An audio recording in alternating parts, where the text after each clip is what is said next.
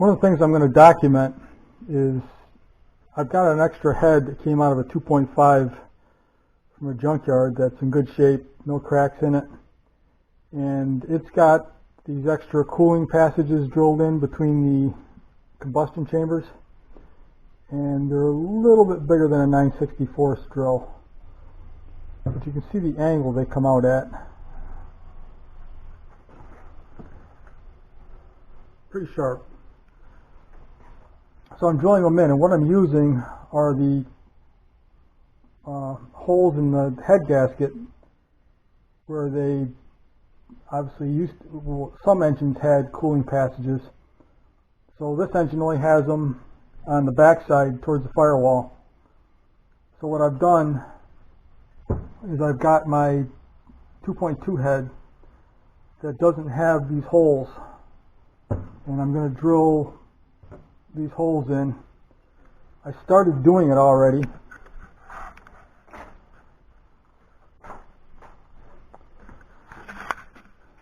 So unfortunately, I already had the intake manifolds and turbo and everything mounted, so I was able to flip the head and get it this way.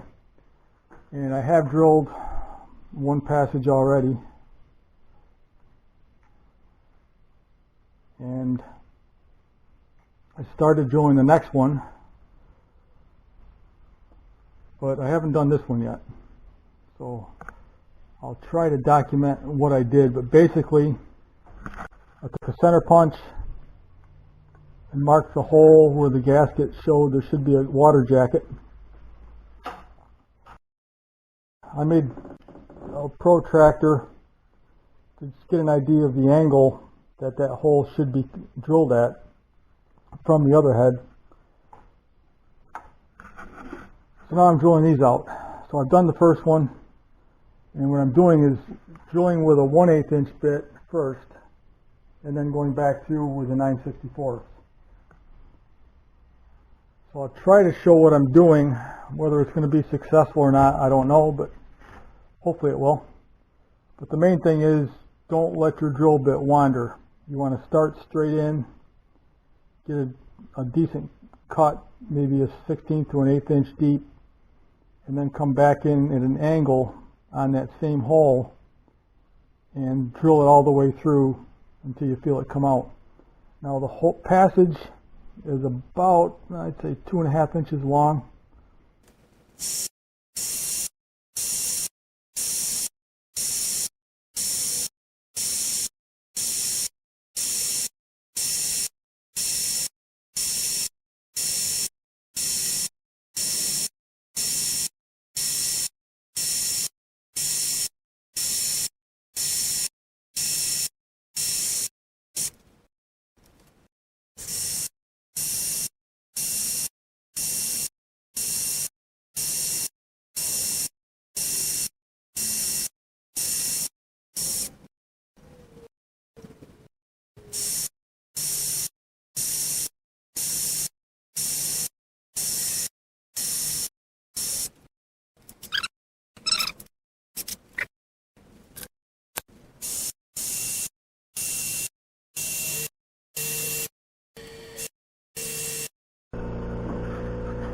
First thing you want to do is blow out your holes.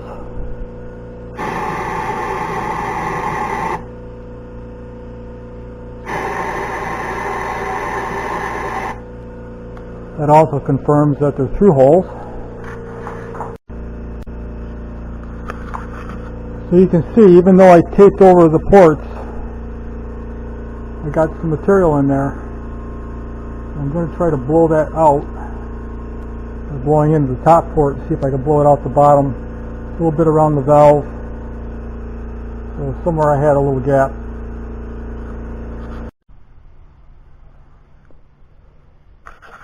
So one thing I needed to say is that after you get done drilling, you need to check that there are no uneven surfaces here.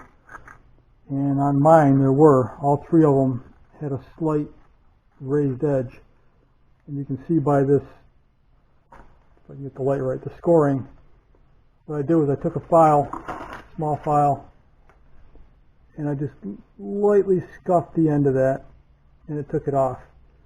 Now, what I would normally do is, if the intake manifold wasn't there, was come in from this direction, and that way you're not worrying about getting into the sealing areas on your head gasket. But this worked. They're all flush now. I just thought I'd better include that before somebody starts giving me nasty messages. What I want to do is show the difference in the angles on these ports. This is the factory angle. It's about a 35-degree angle.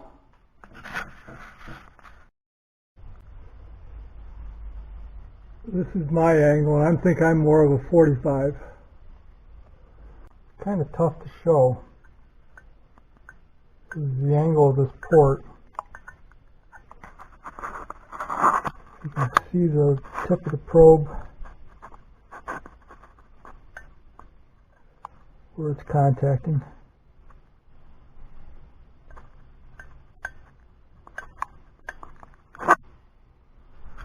So essentially it's coming through and hitting up about here. So when you're aiming, if you're aiming for this area, you should be good. I don't think it has to be exactly at any specific angle. It's just a matter of getting it up through that dome that's in there. I could be wrong, but that's my opinion.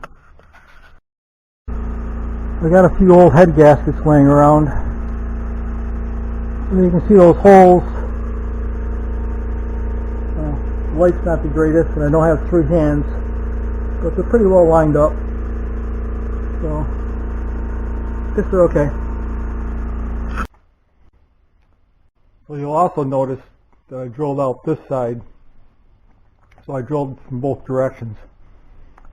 I decided why not, because you never know if these are going to crack. At least they're covered, even though the block doesn't have the passages for these on the front. All it's got is the rears. Figured it can't hurt, so I drilled both sides out. A couple things to go over.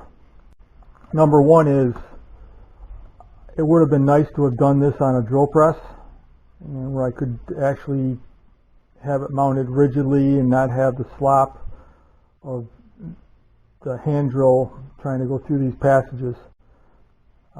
This is the first passage that I did, and you can see that it got a little bit bigger than it was supposed to, but I'm still outside the head gasket sealing area, so I'm okay there. I got lucky, but it was one of those deals that when you peel the tape away and all of a sudden discover that you got sloppy, so that got a little scary. But the other 5 look really good. They're all within the hole that was there from the head gaskets. But that being said, if you wreck your head, you got to get a new head. So I would not attempt this if you don't have a backup head. Now, fortunately, I do. This is the spare head from the 2.5 that I've got, but unfortunately it's warped. It's actually got a concave dish to it, so I'm going to have to get it decked. But before I do that, watching Richard Holdner's videos from the car farm and David Vizard's videos, I probably am going to end up putting bigger valves and opening this combustion chamber a little bit more, as David Vizard recommended. So this will be my trick head that I'll do down the road. But for right now, I'm not going to use it, and I'll be using the stock head. So hopefully you learned something from this video, even if it's not to attempt doing it on your own. But also, if you notice there's a few scratches and things on the heads, don't worry about it. They're not deep enough to even feel. This head's nice and flat. I've already confirmed it with a flat bar, so I know it's a good head. But make sure your head's good before you go throwing it back on, because without that, you're going nowhere. Alright, that's it for this week's video. Hopefully it's helped someone.